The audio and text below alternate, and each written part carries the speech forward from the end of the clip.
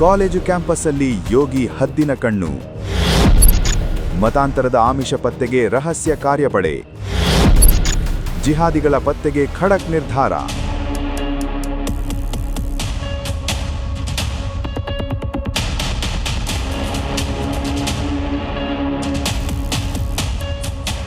ಉತ್ತರ ಪ್ರದೇಶದ ಯೋಗಿ ಆದಿತ್ಯನಾಥ್ ಸರ್ಕಾರ ಮತಾಂತರದ ದಂಧೆಗೆ ಬ್ರೇಕ್ ಹಾಕಲು ಈಗ ಮತ್ತೊಂದು ಅತ್ಯಂತ ಕಠಿಣ ನಿರ್ಧಾರ ಕೈಗೊಂಡಿದೆ. ಇದು ಐತಿಹಾಸಿಕ ನಿರ್ಧಾರ ಕೂಡ. ಇನ್ಮುಂದೆ ಯುಪಿಯ ಎಲ್ಲ ಮೆಡಿಕಲ್ ಕಾಲೇಜುಗಳಲ್ಲಿ ಸ್ಪೆಷಲ್ ಆಂಟಿ ಕನ್ವರ್ಷನ್ ಸೆಲ್, ಅಂದರೆ ವಿಶೇಷ ಮತಾಂತರ ತಡೆ ಘಟಕ ರಚನೆಯಾಗಲಿದೆ.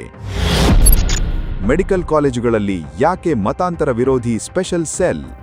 ಹೌದು, ಉತ್ತರ ಪ್ರದೇಶದಲ್ಲಿ ಇತ್ತೀಚಿನ ದಿನಗಳಲ್ಲಿ ಕಾಲೇಜು ಕ್ಯಾಂಪಸ್ಗಳ ಒಳಗಿನಿಂದ ಮತಾಂತರದ ಪ್ರಕರಣಗಳು ಕೇಳಿಬರುತ್ತಿರುವುದು ಪೋಷಕರಲ್ಲಿ ಮತ್ತು ಸರ್ಕಾರದಲ್ಲಿ ತೀವ್ರ ಆತಂಕ ಮೂಡಿಸಿದೆ.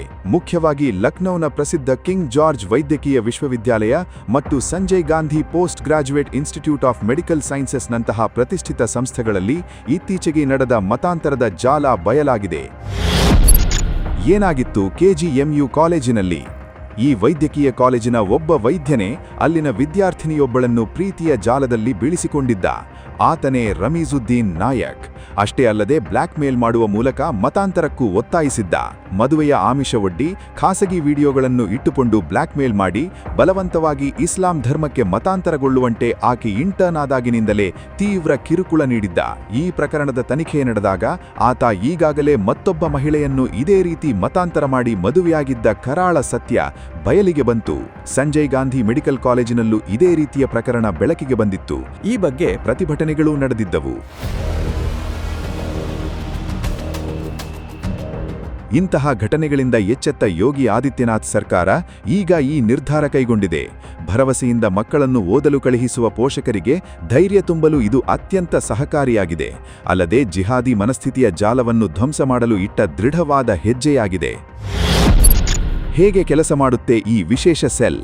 ಈ ಆಂಟಿ ಕನ್ವರ್ಷನ್ ಸೆಲ್ ಕಾಲೇಜುಗಳಲ್ಲಿ ಅತ್ಯಂತ ರಹಸ್ಯವಾಗಿ ಕಾರ್ಯನಿರ್ವಹಿಸಲಿದೆ. ಇದರ ಪ್ರಮುಖ ಜವಾಬ್ದಾರಿಗಳು ಅತ್ಯಂತ ವಸ್ತುನಿಷ್ಠವಾಗಿವೆ. ಕಾಲೇಜು ವಿದ್ಯಾರ್ಥಿಗಳಲ್ಲಿ ಜಾಗೃತಿ.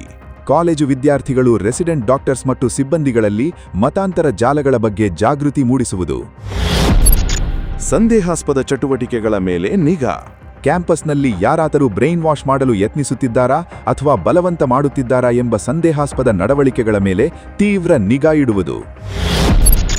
ಮಿಂಚಿನ ಕಾರ್ಯಾಚರಣೆ. ಯಾವುದೇ ವಿದ್ಯಾರ್ಥಿನಿಯಿಂದ ದೂರು ಬಂದ ತಕ್ಷಣವೇ ಕಾನೂನು ಪ್ರಕಾರ ಕಾನೂನುಬದ್ಧ ಮತ್ತು ಕಠಿಣ ಕ್ರಮ ಕೈಗೊಳ್ಳುವುದು. ಸುರಕ್ಷಿತ ವಾತಾವರಣ ನಿರ್ಮಾಣ. ಹೆಣ್ಣು ಮಕ್ಕಳು ಯಾವುದೇ ಭಯವಿಲ್ಲದೆ ವಿದ್ಯಾಭ್ಯಾಸ ಮಾಡುವಂತಹ ಆರೋಗ್ಯಕರ ಮತ್ತು ಸುರಕ್ಷಿತ ವಾತಾವರಣವನ್ನು ಕ್ಯಾಂಪಸ್ನಲ್ಲಿ ನಿರ್ಮಿಸುವುದು. ಮತಾಂತರದ ವಿರುದ್ಧ ಸಮರವನ್ನೇ ಸಾರಿದ್ದಾರೆ ಯೋಗಿ ಆದಿತ್ಯನಾಥ್. ಯೋಗಿ ಸರ್ಕಾರ ಕೇವಲ ಮೆಡಿಕಲ್ ಕಾಲೇಜು ಅಷ್ಟೇ ಅಲ್ಲ, ಇಡೀ ಉತ್ತರ ಪ್ರದೇಶದಲ್ಲಿ ಮತಾಂತರ ನಿಷೇಧಕ್ಕೆ ದೇಶದಲ್ಲೇ ಅತಿ ಕಠಿಣ ಕ್ರಮಗಳನ್ನು ಕೈಗೊಂಡ ಮೊದಲ ಸರ್ಕಾರವಾಗಿದೆ. ಉತ್ತರ ಪ್ರದೇಶ್ ಧರ್ಮ ಸ್ವಾತಂತ್ರ್ಯ ಕಾಯ್ದೆ, ಅಂದರೆ UP prohibition of unlawful conversion of religion act, ಇದು ಯೋಗಿ ಸರ್ಕಾರದ ಅತ್ಯಂತ ಪರಿಣಾಮಕಾರಿ ಕಾನೂನಾಗಿದೆ. ಇದರ ಅಡಿ ಮೋಸ, ಆಮಿಷ, ಮದುವೆಯ ಸುಳ್ಳು ಭರವಸೆ ಅಥವಾ ಬಲವಂತದ ಮತಾಂತರ ಮಾಡುವುದು ಕಾನೂನು ಬಾಹಿರ ಮತ್ತು ದೊಡ್ಡ ಅಪರಾಧ. ಅಂತರ್ಧಾರ್ಮಿಕ ಮದುವೆ ಆಗಬೇಕಿದ್ದಲ್ಲಿ ಮದುವೆಗೆ 1 ತಿಂಗಳು ಮುಂಚೆ ಮತಾಂತರದ ಅರ್ಜಿ ಸಲ್ಲಿಸಿ ಕಾನೂನುಬದ್ಧವಾಗಿ ಮತಾಂತರವಾಗಿ ನಂತರ ಮದುವೆಯಾಗಬೇಕು. ಕಾನೂನು ಉಲ್ಲಂಘಿಸಿದರೆ 1 ವರ್ಷದಿಂದ 10 ವರ್ಷಗಳವರೆಗೆ ಕಠಿಣ ಶಿಕ್ಷೆ ಇದೆ. ಅಷ್ಟೇ ಅಲ್ಲ, ಆರೋಪಿಗಳ ಆಸ್ತಿಯನ್ನು ಮುಟ್ಟುಗೋಡಿಸುವಕ್ಕೂ, ಬುಲ್ಡೋಸರ್ ಹರಿಸುವ ಹಾಗೂ ಕಠಿಣ ಗೂಂಡಾ ಕಾಯ್ದೆಯ ಅಡಿ ಕ್ರಮ ಜರುಗಿಸುವ ಅವಕಾಶವೂ ಈ ಕಾಯ್ದೆಯಲ್ಲಿದೆ.